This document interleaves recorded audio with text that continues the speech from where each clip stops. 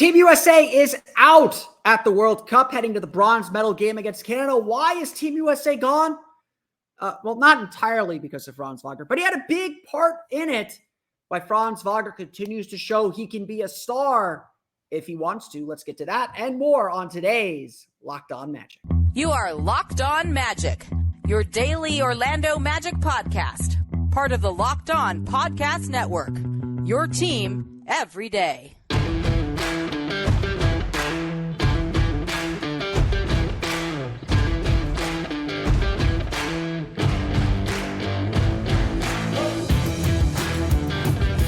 And you are indeed Locked On Magic. Today is September 8th, 2023.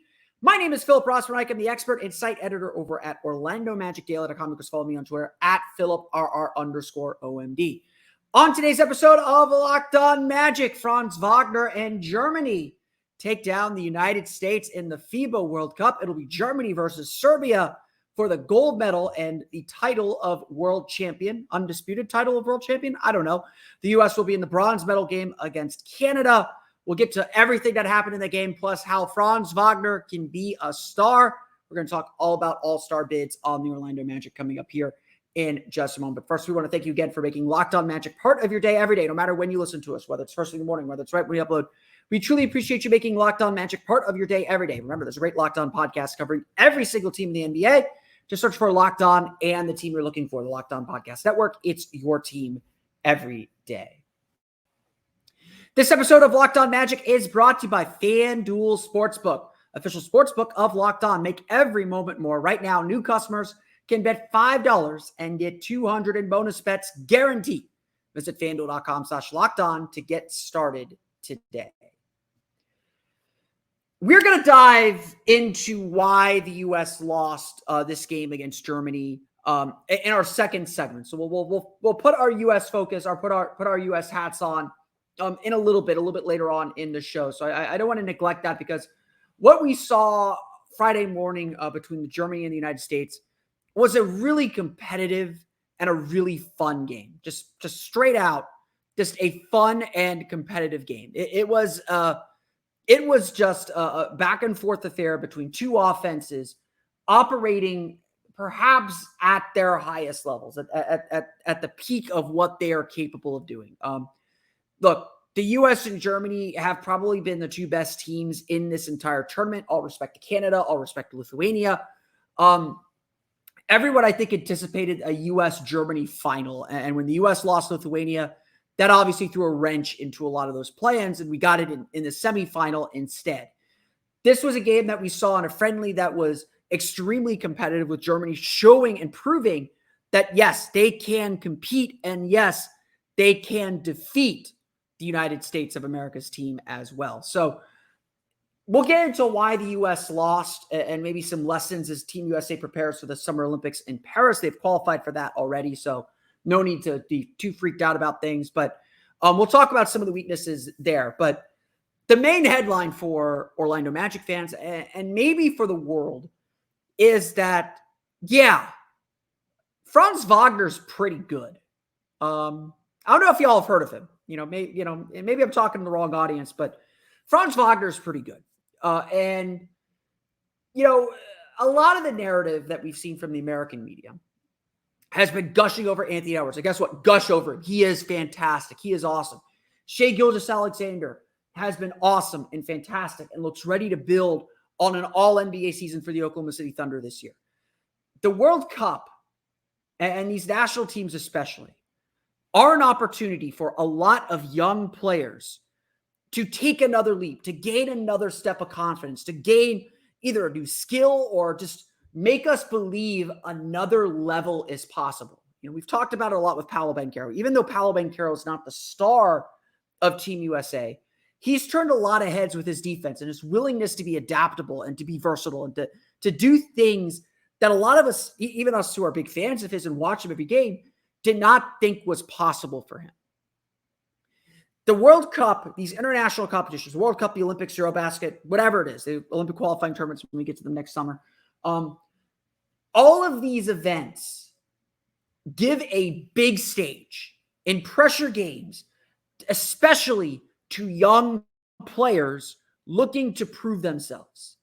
We knew Luka Doncic was going to be the real deal because he dominated Eurobasket before he came to the NBA, and was, besides the MVP of EuroLeague, he dominated Eurobasket, helping Slovenia along with Goran Dragic to a Eurobasket title. Winning matters, obviously, but seeing how these young players perform on a big stage against elite competition, it matters, even at the FIBA level. And as all these guys prepare to come back to their NBA teams, they're going to take all these lessons home. And so for Franz Wagner, like last summer with Eurobasket, this has been a step up for him. This has been a big stage. And certainly if Germany wins the gold medal over Serbia on Sunday, we absolutely should be talking about Franz Wagner on a different level than we were talking about him before this tournament. Look, I don't need to tell Magic fans. If you're a Magic fan, I'm not saying anything that you probably don't already know, or you're not already like nodding your head like, yep. If you're not a Magic fan, if you're a German fan, you probably are agreeing with everything we've been saying about Franz, because outside of Germany, there's probably no bigger Franz Wagner fans than Orlando Magic fans. We will carry that Franz banner as far and as wide as we need to carry it. We will shout from the mountaintops how good Franz Wagner is, because that's what this tournament is doing. Yes, Franz has only played in 3 games because of the ankle injury in that first game against Japan. He had a pretty, at least scoring-wise, mid first game, but I remember watching it thinking, like, Franz has just been cruising, man. He's just been killing it. He doesn't need to shoot. Against Latvia, he was integral to them winning that game and advancing, and certainly against the United States, Franz Wagner was a key player in the win. Franz Wagner's final stat line, and we're going to go a little bit over here on our first segment, so apologize to the ad read here. Franz Wagner, 22 points, 7 for 18 shooting, 3 for 10 from beyond the arc, 5 for 6 from the foul line, 5 rebounds, 2 assists, a steal in 34 minutes. Did have 3 turnovers, so we'll mention that very, very briefly. And he had 14 of his 24 at the half. I believe he had 18 after 3 quarters. Franz Wagner had a fantastic game, a game that very clearly still could have been a lot better. And he was key to Germany building out a 10-point lead and holding the lead for much of that game. Obviously, the game, and the way Germany runs their offense, everything ran through Dennis Schroeder at the end of games. And everyone was screaming at the end of the Latvia game to make sure Franz got the ball. And there were a lot of possessions where you're like, just make sure Franz gets a touch, even if it's just a token touch. The more Franz has the ball in his hands, the better. And that's really where the delineation comes. We've seen Franz take steps up. He's more willing to take threes, and difficult threes that we know he can hit. Finding the right balance of when to take those threes and when not to take those threes is certainly still a part of the debate and part of the question for Franz. But we know he is capable of taking and making tough shots. And now he's more willing to do it. We saw him rebound at a higher level during this tournament. We've seen him rebound at a higher level during this tournament. Franz Wagner can be as good as he wants to be. And I know I'm not saying anything that Magic fans certainly don't already know. We believe he can be an all-star. We believe he can reach that level, that pinnacle, that growth. And as much as we're all very, very excited about Paolo, which we should be, Paolo is very, very good, Franz Wagner is still probably the best player on this team today. The question that Franz Wagner faces this season, and especially coming out of this World Cup, is how good does Franz Wagner want to be? Because ultimately, that's the question. Because Franz Wagner is very good. He could do exactly what he did as sophomore year, 18 points per game, shooting percentage in the upper 40s for a high volume player, 38% three-point shooting, 80 plus percent from the foul line. Franz Wagner could do all of that and be fine. Like, he'd be a great player, an all-star level player at that. But I think we all believe he can be a little bit more. I think we all believe that he can take his game to another level. And for Germany, we see him do it time and time and time again, only to come back to that comfort zone of where he's at. Being a star in this league, and this is the reason why I think people think Paolo is a star and maybe Franz isn't. being a star in this league is not just about talent. At this point, Franz Wagner is sort of like DeMar DeRozan. Very good player, puts up a lot of numbers, does help your team win, even though sometimes people debate it. I don't think anyone debates that Franz helps your team win. Franz helps your team win. But maybe doesn't get all the way over the hump to this is the guy we can build our team around. And maybe Franz won't get over that hump either. But Franz Wagner can be an all-star. Franz Wagner can be a perennial all-star, a multi-time all-star, an every year all-star. I think that's what perennial means. He could be a guy that this Magic team leans on and builds around alongside Paolo Banchero because he's such a great passer and such a great shooter as well. And Franz, frankly, doesn't have to do that much more. It's really just more about an attitude, a swagger. Being a star is not just about talent. Being a star is also the way you carry yourself, the way you impress yourself on a game, the way you know your team needs a basket and you make sure you get it. Or everyone on the team is looking for you to get it. Paolo Banchero has that it factor. That's why the Magic took him over Jabari Smith. And again, nothing that we saw his rookie year would dissuade us that that's not who Paolo is. Paolo is going to be a star. He's going to be an all-star. Might be this year. Certainly next year, we would hope that he's an all-star. Franz Wagner can be that way too. And it's not, I don't think he's selfish. I don't think he's going to fight Paolo for anything. But sometimes Franz has got to be a little bit selfish too and say, hey, get me the ball in this spot. I will score. I will carry this team. I will get that basket that we need. Frankly, if we're talking about how this Magic team needs to level up, that's where it starts. It starts with Franz Wagner. I've retired my Steve Francis factoid. Paolo Banchero is now the last non-center to average 20 points per game in a Magic uniform, only to bring this new factoid that I will probably repeat numerous times this season. The Orlando Magic have not had two players average 20 points per game in the same season since Shaq and Penny in 1996. Paolo and Franz are going to break that. Probably this year. That's how good both of those guys are. And the question for the Orlando Magic and the question for Franz Wagner is just how good does Franz want to be? Because that dude can do it all. He beat the freaking U.S. in basketball. That dude can do it all. And he just has to do it. We're going to talk a little bit about Team USA since we're U.S.-based. We'll talk about Team USA, what Paolo showed us in Friday's game as well. We'll get to that coming up here in just a moment. But first, it's time for a quick word for our friends over at FanDuel. The NFL season is here. Thursday saw the opening kickoff of the year with the Detroit Lions defeating the Kansas City Chiefs. Check out Locked On Lions and Locked On Chiefs for more on that. But we got a full slate of games on Sunday to get the season really going. So check out America's #1 sportsbook, FanDuel, with amazing, incredible offers to get you ready for the NFL season. Right now, new customers can bet $5 and get $200 in bonus bets guaranteed. Plus, all customers who bet $5 will get $100 off NFL Sunday Ticket from YouTube and YouTube TV. Now is the best time to join FanDuel. The app is easy to use, and you can bet on everything from spreads to player props and more. So visit FanDuel.com/lockedon and kick off the NFL season with an offer you will not want to miss. FanDuel is an official partner of the NFL.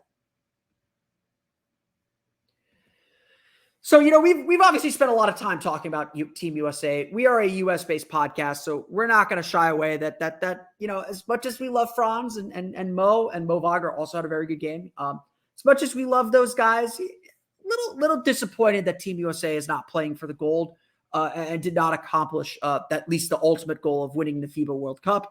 The US has not won the FIBA World Cup since 2014 at this point. So, been a while, been a little bit.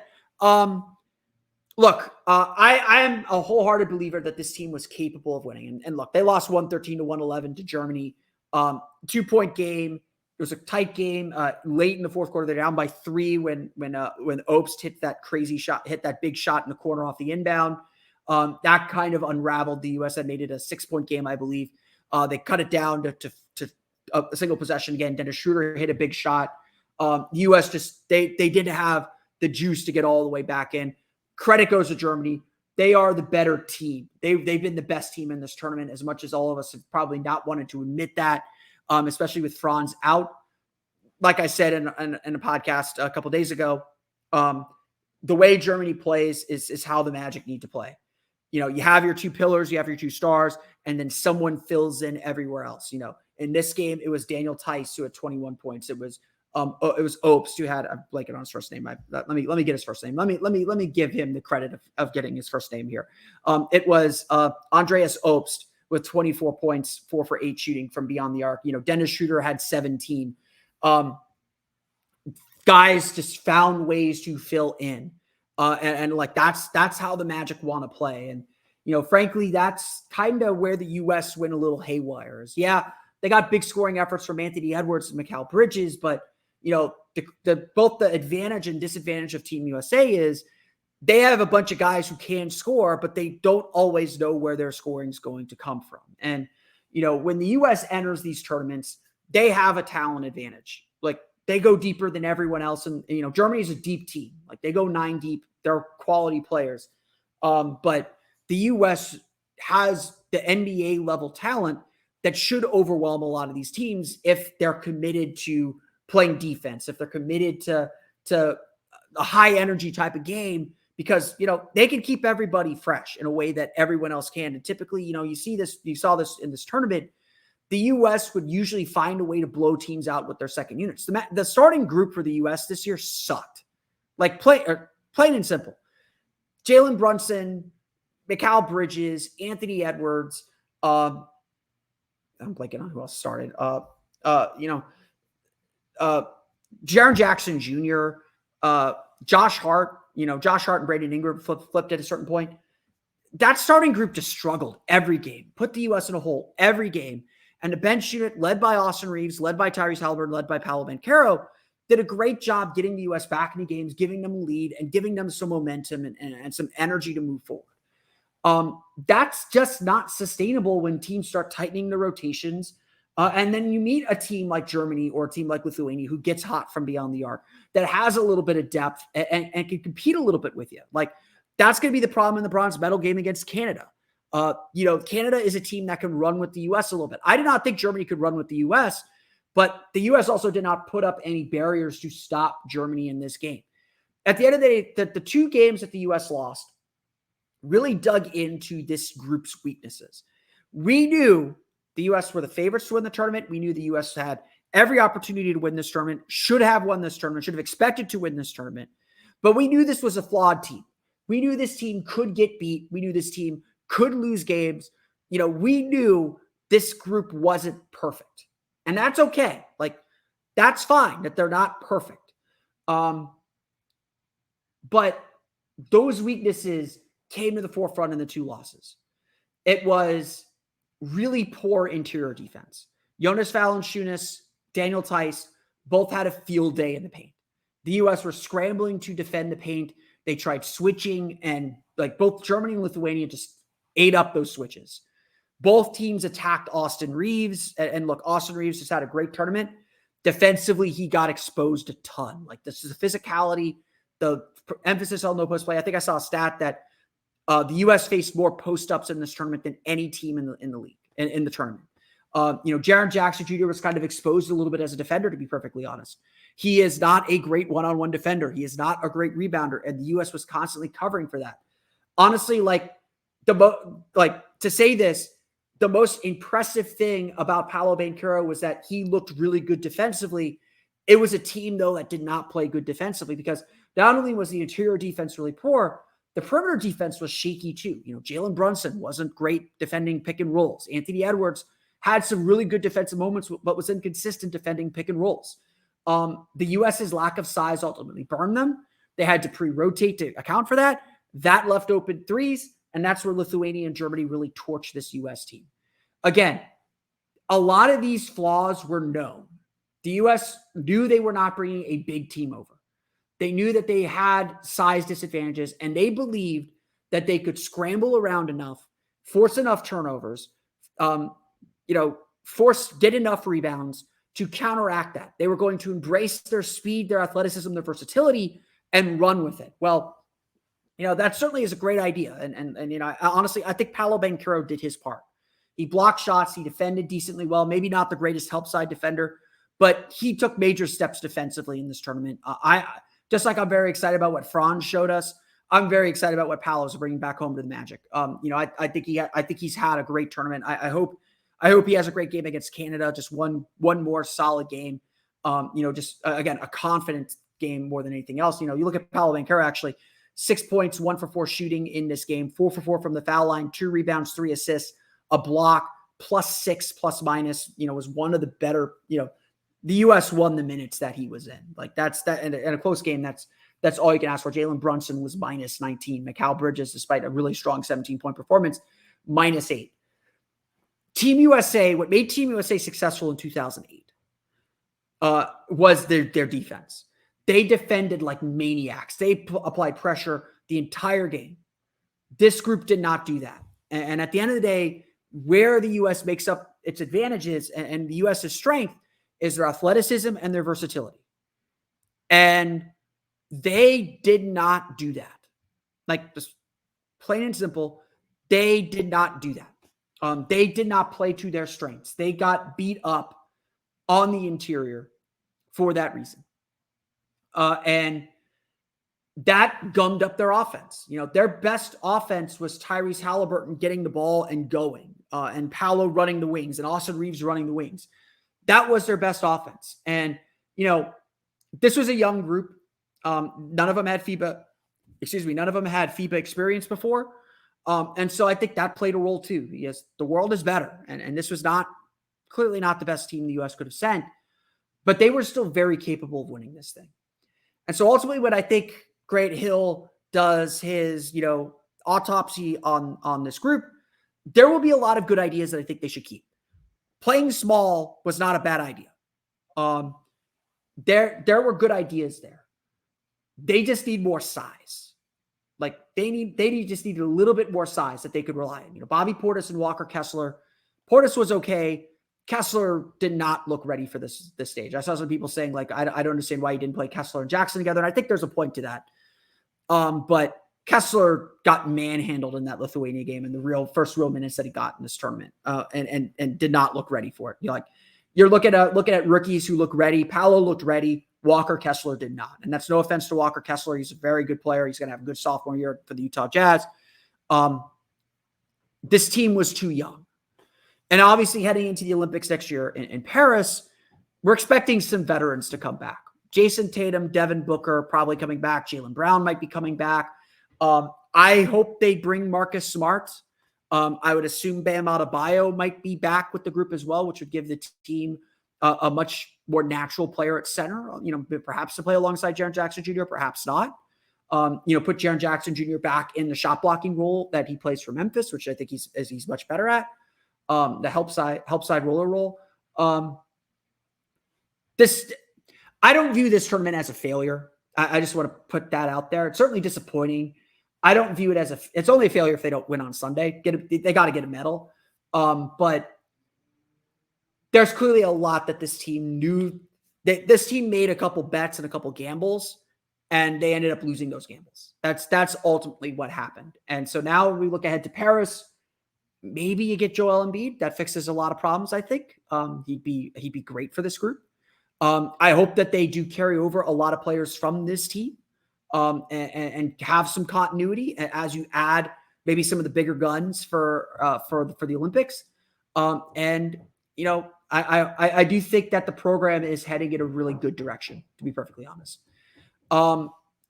We'll close today's show out, talk about our big question, and that is about all-star bids and why those are important to the team's development as we put the World Cup behind us a little bit and start looking ahead to the start of next season. We'll get to that coming up here in just a moment.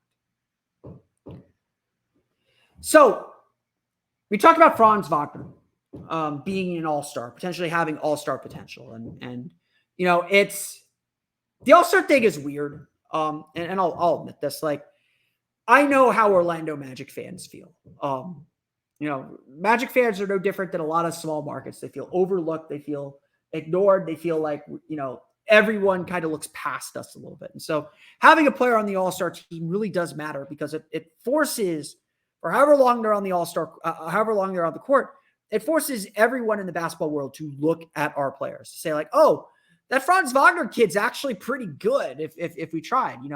We went back to the rookie game and said, oh, we're going to get Paolo versus Franz. This could be a great chance for them to showcase themselves. And, Paolo kind of took it easy. Franz had a really good run, but, Jose Alvarado was the one that wanted to win MVP, and so he won MVP. That's how that game goes. The All-Star game is a little bit different. And that's obviously a bigger showcase, bigger audience, and all that. But more than that, it's about status in the league. You don't get to be an all-star if you're on a losing team, unless you're Tracy McGrady, which, unless you're just so good like Tracy McGrady is. That wasn't supposed to be an insult on Tracy. Tracy's the best. You have to be incredibly good to be an all-star on a losing team. And so having one of your players in the all-star game is essentially the league, or the coaches in that sense, if you're voting bench players, is the coaches saying, hey, we recognize that you and your team are having a good season. And so, we've talked a little bit about it here. Today, especially, we talked Franz Wagner can reach an all-star level, can be an all-star caliber player. Paolo Banchero had a historic rookie season last year. He can be an all-star level player. He can be an all-star caliber player. We see that. We see all of that. But the question is then, are they going to get there? Because at this juncture in their development, at this juncture in the Magic's development as a team, being an all-star is a team award. Yes, we expect Paolo to average 20 a game and do all this, and Franz to at least flirt with 20 a game. And, this team is really, really balanced. We'll have Wendell probably at 15, 16 points per game. Markelle will hopefully be at 15, 16 points per game. Cole Anthony may be at 14 a game. There's going to be a lot of weapons on this team, but Paolo and Franz are clearly the guys. They're clearly the guys that this team wants to build around. And so getting an all-star bid is not merely just about their excellence and how good they've been. It's about the Magic as a team getting respect and gaining respect around the league, getting the attention of oh, this team is good. Let's reward that team as part of the story of the season. That's really what all-star bids are about. And obviously there's a little bit of a confidence boost. You get those guys get to hang with the creme de la creme. Like Paolo talked about it at All-Star Weekend last year. He got to hang out with Durant. He got to meet Carmelo Anthony. Those are really influential people in his playing life. Paolo worked out with Jason Tatum, worked out with Kevin Durant this offseason. He is in that group of guys. And, whether you want to admit it or not, honestly, one of the reasons why Dwight Howard was not able, why the Magic weren't able to get a second star was because Dwight Howard wasn't one of those guys. Those friendships matter. They cut both ways, obviously, but being part of the crew, being part of that upper level of the fraternity is important. And certainly you're not winning a championship if you don't have all-star players. If you don't have guys who are capable of being all-stars who aren't in the all-star game. Again, winning breeds that a little bit too. And so this season, we're not obsessing over either player making the all-star team. You want Paolo to be at the very least, you want Paolo and Franz to be among the snubs. Because they should be playing well enough that they at least get serious consideration. And there are maybe campaigns to get those guys in there. And hopefully the Magic are doing well enough that those campaigns get some traction. But it's really about status and about saying to the rest of the league, hey, we're players that matter and we're a team that matters. It's extra. It's superfluous. It's not the most important thing in the world. But it can be vital to the team's growth and development. And that is the ultimate question for this Magic team as they try to take their next steps and grow and develop. I want to thank you all again for listening to today's episode of Locked On Magic. You can, of course, find me on Twitter at @PhilipRR_OMD. Subscribe to the podcast and Apple Podcasts, Stitcher, TuneIn, Himalaya, Google Play, Spotify, Odyssey, and all the fun places to know podcasts to your podcast-enabled listen device. For the latest on the Orlando Magic, be sure to check out OrlandoMagicDaily.com. You can, of course, find us on Twitter there at Magic Daily. Be sure to check out my Patreon page, the Orlando Magic Hub, as well. We'll be back again on Sunday afternoon to recap the final day of the FIBA World Cup. We'll get a bronze medal game. We'll get a gold medal game. I will probably watch the gold medal game live and the bronze medal game on delay. And then we will chat about those two games. So expect the pod to post around this time, 4:00 in the afternoon or so. Perfect timing to once the early NFL games are done. But until then, for Orlando Magic Daily and Locked On Magic, this has been Philip Rossman-Reich. We'll see you all again next time for another episode of Locked On Magic.